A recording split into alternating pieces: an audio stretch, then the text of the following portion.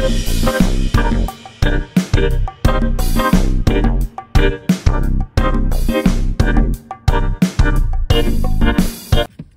hello, hello. It is your mom of three in NYC, and I am back with another video.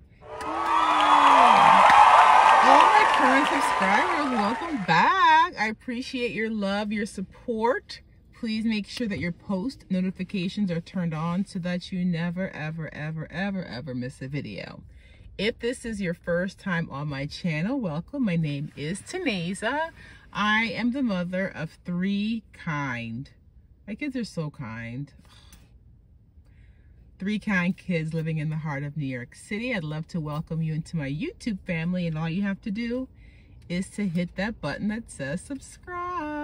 I would love for you to subscribe, especially as, along with my Bible scholars, we are on a mission to read through the Bible this year in 2023, and we would love for you to join us. This video is a review, 2 Kings chapters 11 and 12. I'm excited, guys. I'm excited because I use Moleskine to take my notes, and this is my third one since we started reading through the Bible in January 1st, 2023. And I just ordered my fourth one. I'm about halfway through. A little bit less, maybe a third. But I always like to have one on deck. So I've loved these lavender ones. This is my third notebook this year. No, maybe it's my fourth. I actually got a pack of this, a pack of two. My baby girl is writing a book, and she asked for the other one in this pack of two. I just ordered my newest one to take notes after this one is completely used up. All right, Bible scholars, my special tribe members, I will be reading from the NIV, but you don't even need a Bible because any verses that I read, I'll put on the screen for you. All right, 2 Kings chapters 11 and 12. Let's jump into it. The mother of Ahaziah, her name was Athaliah, found out that her son had been killed, annoying the entire royal family. So I wanted to read verses 2 and 3. But Jehosheba, the daughter of King Jehoram and sister of Ahaziah, took Joash, son of Ahaziah, stole him away from among the royal princes, his brothers, who were about to be murdered. She put him and his nurse in a bedroom to hide him from Athaliah, so that he was not killed. He remained hidden with his nurse at the temple of the Lord, not for 6 days, or 6 weeks, or 6 months. 6 years, while Athaliah ruled the land. 6 years. Jehoiada the priest gave instruction to the guards to station themselves around the king. Anyone that approaches must be put to death. They must be killed. They're to stay close to the king no matter what. I wanted to read for you verse 12, 13, and 14. Jehoiada brought out the king's son and put the crown on him. He presented him with a copy of the covenant and proclaimed him king. They anointed him. The people clapped their hands and shouted, "Long live the king." When Athaliah heard the noise made by the guards and the people, she went to the people at the temple of the Lord. She looked, and there was the king, standing by the pillar as the custom was.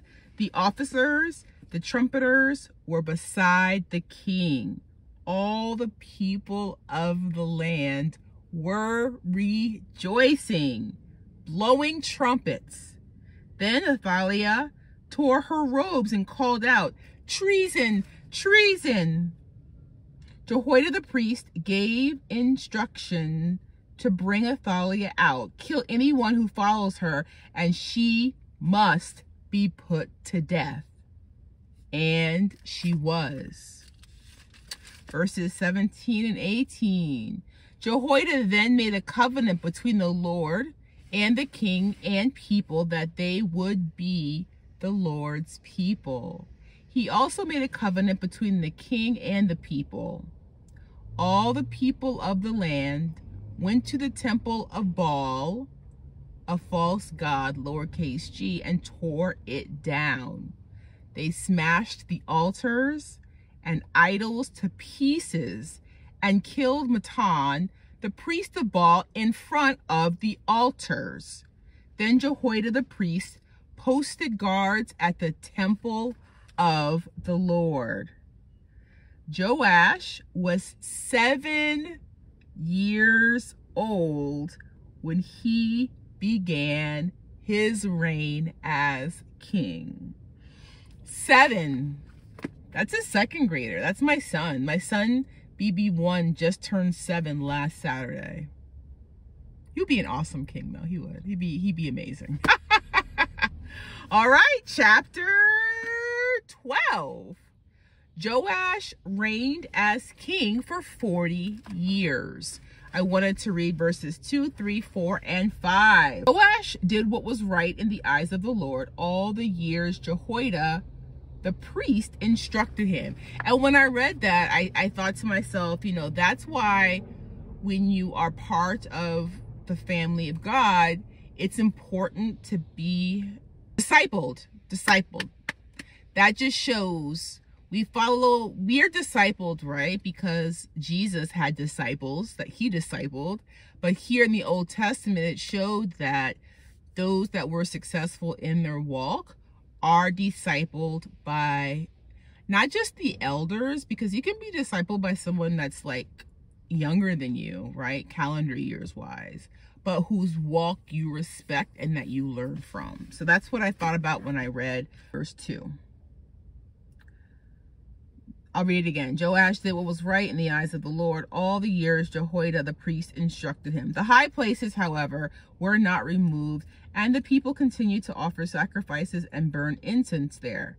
Joash said to the priests, "Collect all the money that is brought as sacred offerings to the temple of the Lord, the money collected in the census and the money received from personal vows and money brought voluntarily to the temple.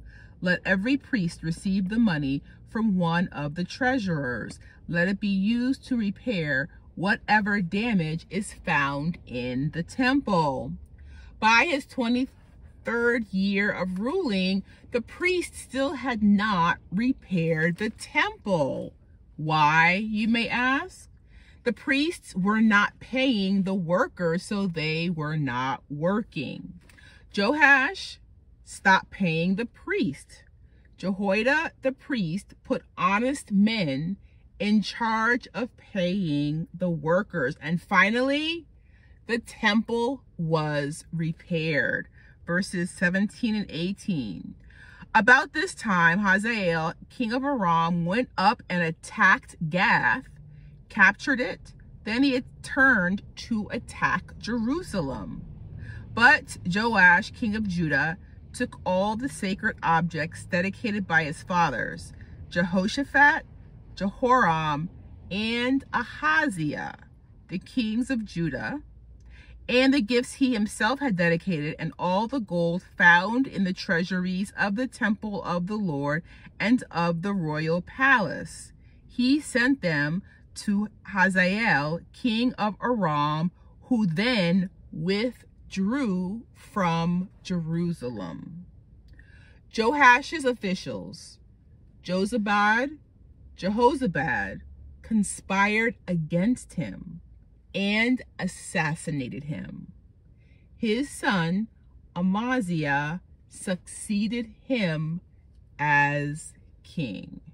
So he was young when he died. If he began his reign at 7, he ruled for 40. 40 is an important number, I'm learning, in the Old Testament. He ruled for 40 years before he was assassinated by his 2 officials at the age of 47. All right, Bible scholars, as always, any questions, comments, revelations, please put them below. I love hearing from you guys. Our next review will be covering 2 Kings chapters 13 and 14. I hope that you have an amazing rest of your day, and I look forward to seeing you in our next review. Bye for now, Bible scholars.